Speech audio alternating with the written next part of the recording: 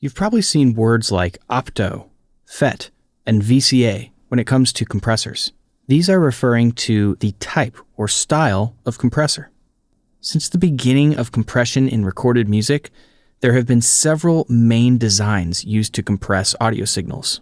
In this video, we're going to define each of the main types of compressors, paying special attention to how these different types react to different audio sources and their special sonic characteristics.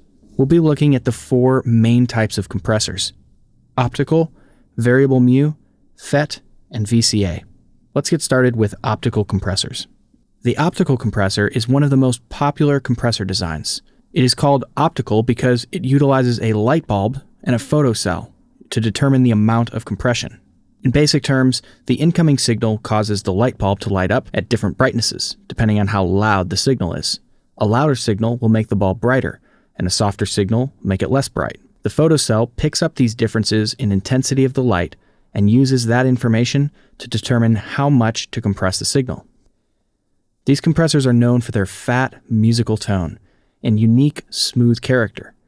Because of the naturally occurring slower attack and release, due to the time it takes to light the bulb up and let it dim back down, we get a very smooth and musical compressor. These compressors are great for musical material in general, but especially on bass guitar, vocals, and synthesizers.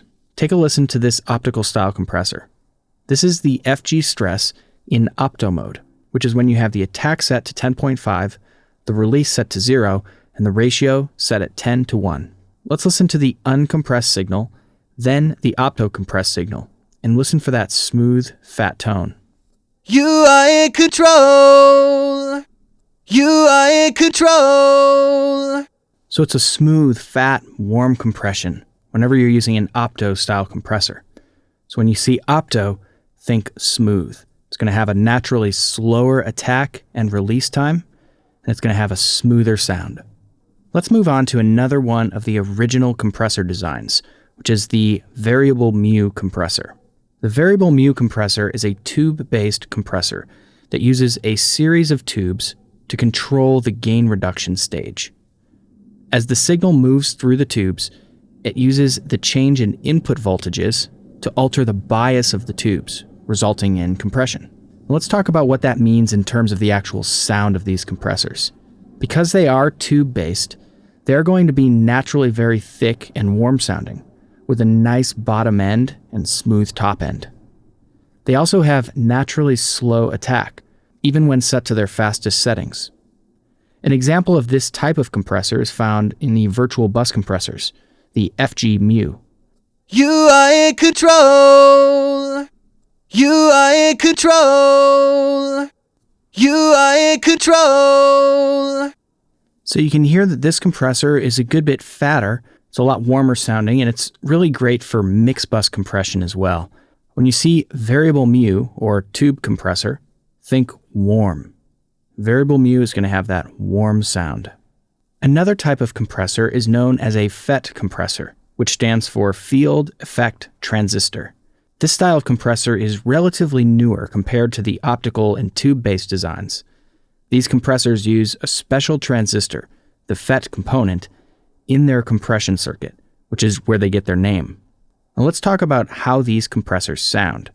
These compressors are typically very colored sounding, and that color has become a very sought-after sound for many genres and styles of music. These compressors are also known for their aggressive, quick attack, and punchy sound, which is perfectly suited for transient material and anytime you need something to punch through the mix. Let's take a listen to an example of this style compressor, the FG116.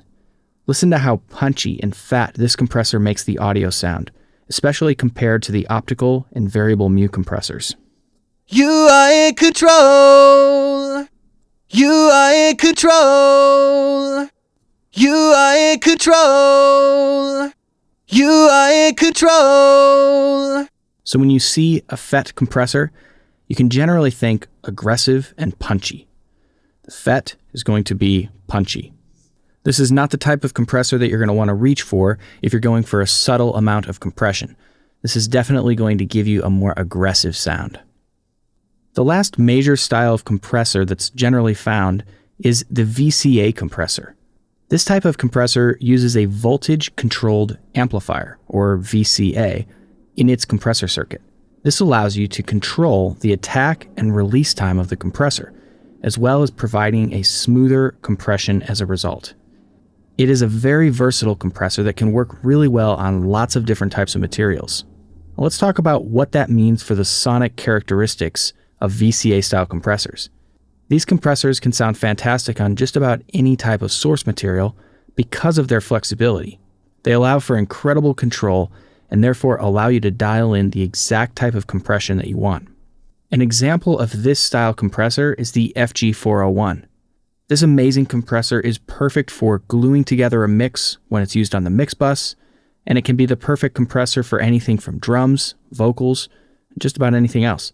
It's very versatile and the most transparent of the compressor types. Let's take a listen to it and compare it to the other types of compressors. You are in control.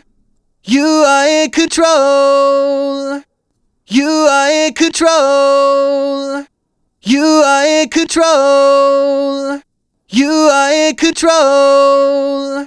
So you can hear it's much more transparent than the other types of compression. So when you see VCA, think control and transparency.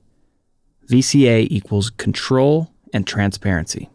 So now that you have a little bit of knowledge of the different styles of compressor designs, you can know generally what these types of compressors will sound like, and when you might want to reach for one over the other.